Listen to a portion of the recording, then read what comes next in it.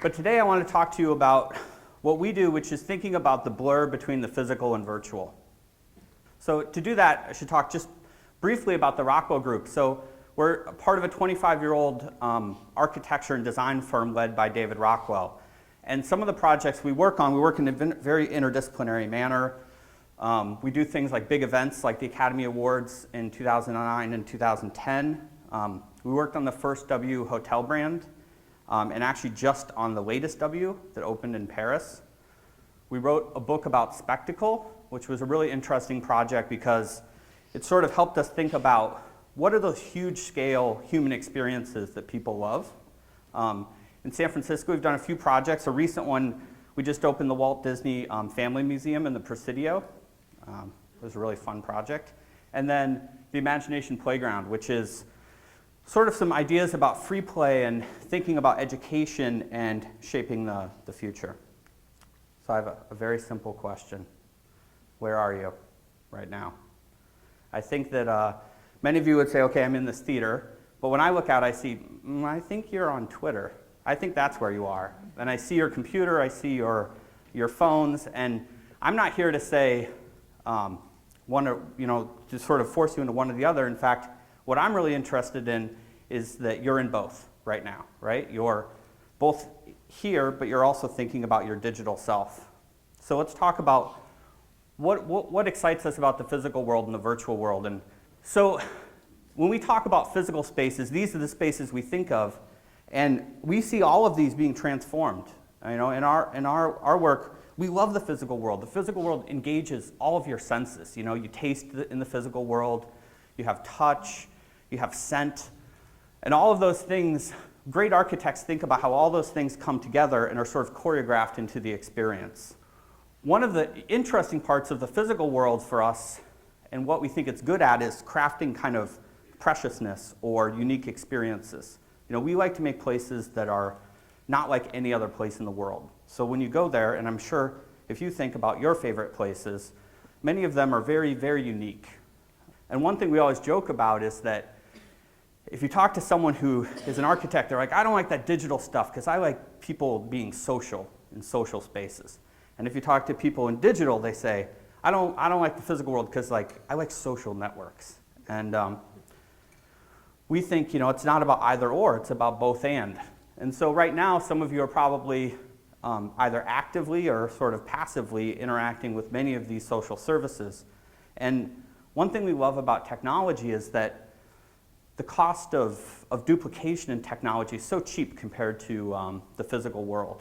And so you see, you know, like for instance in books, you know, people thought for a long time, the smell of books. People aren't going to give up the smell of books. But maybe that wasn't the most interesting thing about books. And maybe, you know, there's other things that digital can bring to it that'll transform how we think about books in the first place.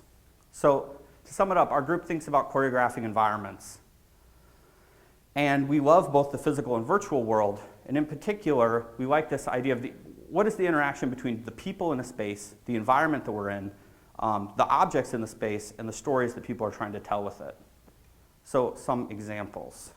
We like to frame our work with two types of projects. One is a project at the Cosmopolitan of Las Vegas. And when we came into this project, it was the lobby of a hotel.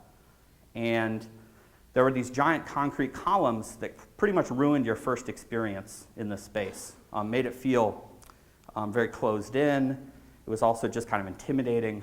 And we thought, what if we could use that as a feature? And so we wanted to dematerialize the columns themselves and make them into a digital platform. And at the same time, we wanted to use sensing technology that was both reactive for guests visiting, but could also be used as a type of analytics later on in the process. So they can understand exactly what's happening in their lobby space and how people use it over time. So what you're seeing here are 400 screens clad in half silver mirror. And you see a set of content here that we developed as a first generation. But the whole idea of building this as a digital platform is that it needs adoption. Like people besides us need to develop content for it. So after we launched with these first few, now there's almost 50, and there's content developers coming from all over saying they're interested in using this as a content platform. And the other key thing about this for us is that a lot of the content you see here is generative. It's not video. Even though it might look like video in the end, it's constructed more in the way that video games are constructed. And so with generative content, you have people who are going to be in these spaces for long periods of time. You need to think about how it's going to live for years, and how the content can evolve, and how, I'm sure many of you had the experience of a looping sound or video in a space that drove you crazy. We wanted to make sure we could figure out a way around that. So the other thing, how many people here have been to Silicon Valley? Okay, I was like about to be scared. It's really pretty close to here. So one thing, if you're a New Yorker, I'm just going to speak very honestly, if you're a New Yorker and you go to Silicon Valley, you call your friends in New York and you're like, where is it? You're like, I swear, I'm here, but I can't find the thing I'm looking for. And we think that we got this commission to do a project in San Jose at the City Hall site, which is this really beautiful, Richard Meier building. And we thought about how can we engage the city in a different way. So we have this large kind of physical structure. We knew that we wanted to have a kind of digital facade on one side of it. We also knew we wanted to capture a bunch of the input technologies of civic space, so both physical and virtual. And the last thing is that the remote input technology. So when you go to Silicon Valley, you know that there's people working on all this stuff, but you don't necessarily feel it when you drive around the city. You just see this kind of giant office building, and you're like, oh, I bet they do something in there with the web.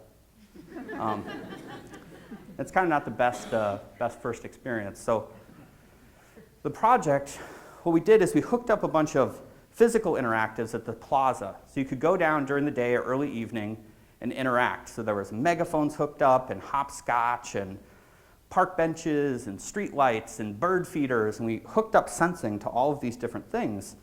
And every time they sensed something, they projected a block into the building. And at the same time, we connected Twitter and Foursquare and Flickr, so that anywhere within a 5-mile radius where things were posted, it would also launch a block. And this did something really interesting, which is it drove people downtown during the early evening. So physically get people there, get families there, have a kind of social event. But then at 2 or 3 in the morning, you'd come back, and it was great because no one's downtown, but you just see the building, just bricks flying up the building because someone's up on Twitter at 3 a.m. Posting. And we like the way that this talks about being a digital infrastructure for a city. And this project is actually a project we're trying to figure out a way to make permanent. And that it could be something that could live over time, and that other artists and designers could do things for this platform. So as we think about this intersection of the physical and virtual, these are all projects we've been working on in different domains to try to figure out what it means. So transportation hub, so that's the JetBlue JFK terminal, where we thought about how the terminal itself is part of the brand, how this digital ring acts as a sort of communication back and forth with people flying through the terminal. The top right was the entry piece we did for the Venice Biennale, where we wanted to let people construct form out of virtual film clips. And actually, just a little side note, the most challenging, here comes the rant. The most challenging part of that one was that we had to get the rights to 50 films, which was more effort than, I swear, than the entire rest of our project. It was amazing. And then we obviously think a lot about hotels and restaurants. So thinking this was a kind of experiment in digital wallpaper that we were doing with hotel groups that visualized movement in and out of the space. And on the right, we're also thinking about retail. We think retail is a big one for us for the next few years because in retail, there's a lot of digital assets are created that aren't really utilized in the physical space. And I don't even understand why that is. In fact, we found from talking to retailers that there's completely siloed groups. There's someone who, I do your store, and someone else does your digital. and we never ever talk to each other. I don't know quite why, but we're trying to think about how to bridge those worlds. So the thing I'm really excited to talk about today, it's a little weird. It's my vision about personal computers. So this, to me, is maybe the first personal computer. What's really personal about it is that you live inside of it. And maybe we got it all wrong. So we ventured away from this, but I want to come back to it in a second. But this is like an early computer where it was really the size of a room, and you lived in it and interacted with it. People know the Homebrew Computer Club started. You might recognize some of their products that came out of this. This was what got them together. They were excited about this computer, this personal computer. And you could flip all these switches, and then lights would light up. It's pretty cool. And for some reason, it didn't take off on the scale that they hoped it would. But someone in the same group came up with this one, which is a kind of cruder, early version of one you may recognize later. And I think what we want to say is that we see a change happening in computing, and we're not quite sure where it's going. But we think something important about it is that we don't know the answer. And we need some time to experiment in the same way that these people were experimenting. This one seems interesting to us again. What if our environments were the computer? In fact, probably the way this would happen is through hundreds of individual computers which work in combination. So how do we do that? We've been working on this open source project called Space Brew, inspired by the Homebrew Computer Club. And Space Brew is about getting people together to create interactive spaces. And we're using it in workshops. It's free for commercial and non-commercial use. And one of the things it does is it allows people to think more about, in the Internet of Things, if everything is connected, what does it say to each other? You spend all your time, like say you're developing a product, getting your product to talk to the Internet. You don't get to spend enough time saying, well, who cares? And why is this important? So since London, we've actually been hosting a bunch of these workshops.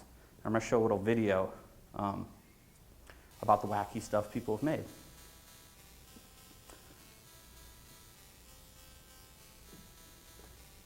It's been interesting. This space right now, is still without power, and we've kind of been thinking and using this tool as a way to collaborate with each other. So it allows you to route different parts of the environment within the environment to other parts.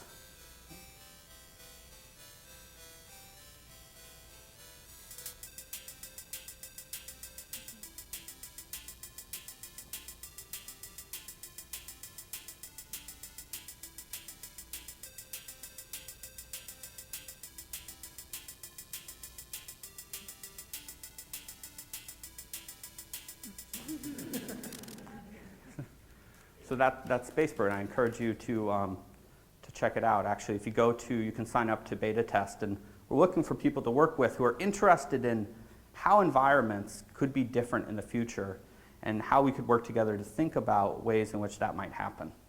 Thank you.